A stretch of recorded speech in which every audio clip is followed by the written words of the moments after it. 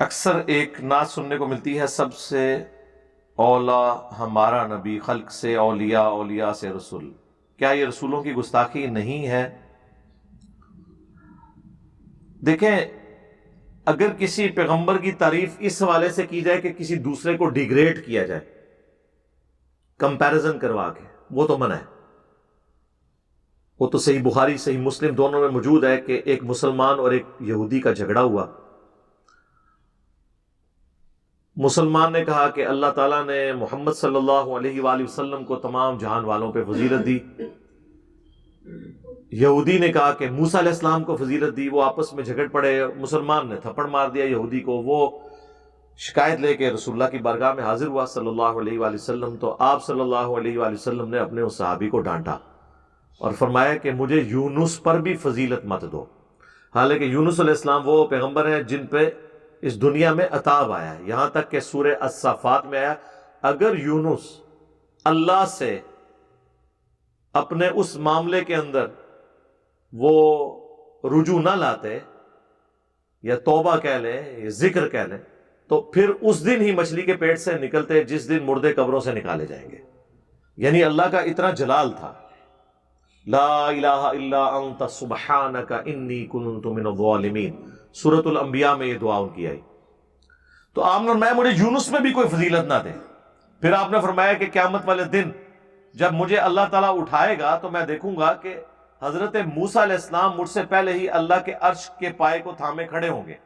مجھے نہیں پتا کہ وہ مجھ سے پہلے ہوش میں آئیں گے یا قیامت کی وہ بے ہوشی ان پہ طاری نہیں ہوگی، اس بے ہوشی کے سبب جو دنیا میں اللہ کی تجلی سے وہ ایک دفعہ بے ہوش ہو چکے ہیں۔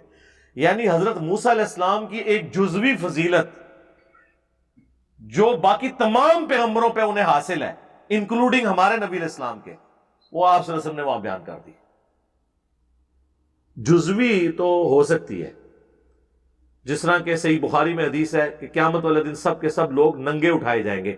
سب سے پہلے ابراہیم علیہ السلام کو لباس پہنایا جائے گا، اس کے بعد مجھے، اور پھر باقی پیغمبروں کو۔ یہاں پہ ابراہیم علیہ السلام کی فضیلت ہے۔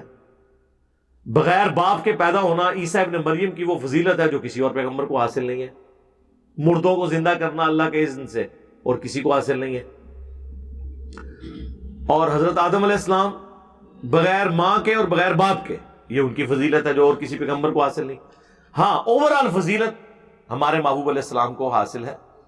اور اولو العزم 5 پیغمبر جو سورہ الشورى اور سورۃ الاحزاب میں آئے، محمد رسول اللہ صلی اللہ علیہ وآلہ وسلم، ابراہیم خلیل اللہ، اور عیسیٰ روح اللہ، موسیٰ کلیم اللہ، اور سیدنا نوح علیہ السلام، یہ 5 اولو العزم پیغمبر ہیں جن کا ذکر سورۃ الاحزاب اور سورہ الشورى کے اندر آیا ہے۔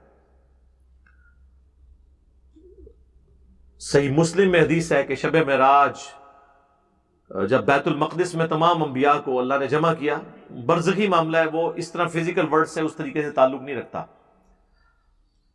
تو جبرائیل علیہ السلام نے مجھے کہا کہ آپ ان کی امامت فرمائیں۔ تو نبی علیہ السلام نے شب معراج انبیاء کی امامت کی۔ صحیح مسلم میں یہ حدیث ہے۔ یہ اس بات کا ثبوت ہے کہ آپ صلی اللہ علیہ وآلہ وسلم کو اللہ نے فضیلت دی ہے باقی انبیاء پر، کیونکہ امامت جو ہے وہ پروٹوکول کی وجہ سے ملتی ہے۔ سب سے زیادہ حقدار وہی ہوتا ہے جس کا مرتبہ سب، یہ تو اوورآل ہے، لیکن اس کی بنیاد کے اوپر آپ نے کسی کو کرٹیسائز نہیں کرنا۔ یعنی مجھے یہ بڑا کلام پسند ہے، مصطفیٰ جان رحمت پہ لاکھوں سلام، لیکن اس میں جو شعر ہے، کس کو دیکھا یہ موسیٰ سے پوچھے کوئی، آنکھ والوں کی ہمت پہ لاکھوں سلام، تو وہ حضرت موسیٰ علیہ السلام کی دیکھنے کی استطاعت کو کرٹیسزم کرتے ہیں اس کے اوپر، نبی علیہ السلام کے ساتھ کمپیئر کر کے۔ اس طرح کا معاملہ کرنا غلط ہے۔ ویسے کوئی کہتا ہے وہ ویسے بھی اب آپ کہہ سکتے ہیں، نبی علیہ السلام تو اپنے سامنے اس طرح کے تعریفی کلمات نہیں کہنے دیتے تھے۔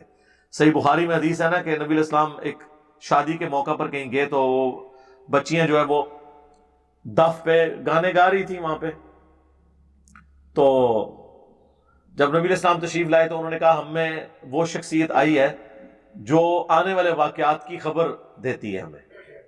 ظاہر ہے کہ انبیاء کو اللہ تعالیٰ غیبی خبریں تو دیتا ہے، خود نہیں وہ حاصل کرتے جتنا وہی سے بتایا جاتا ہے۔ تو نبی علیہ السلام نے اس پہ فرمایا کہ تم وہی کچھ پڑھو جو پہلے پڑھ رہی تھی، یہ بات نہ کرو۔ اب اس کا یہ مطلب نہیں کہ نبی علیہ السلام اس کے قائل نہیں تھے، لیکن آپ علیہ السلام اپنے سامنے اس طرح کی ایکسٹراڈنری اپنی تعریف نہیں کروایا کرتے تھے. تو باقی فی نفسی یہ جو اس شعر میں یہ باتیں یہ اپنی جگہ بالکل درست ہیں، ہم اس کے اوپر کوئی نہیں کرتے اعتراض.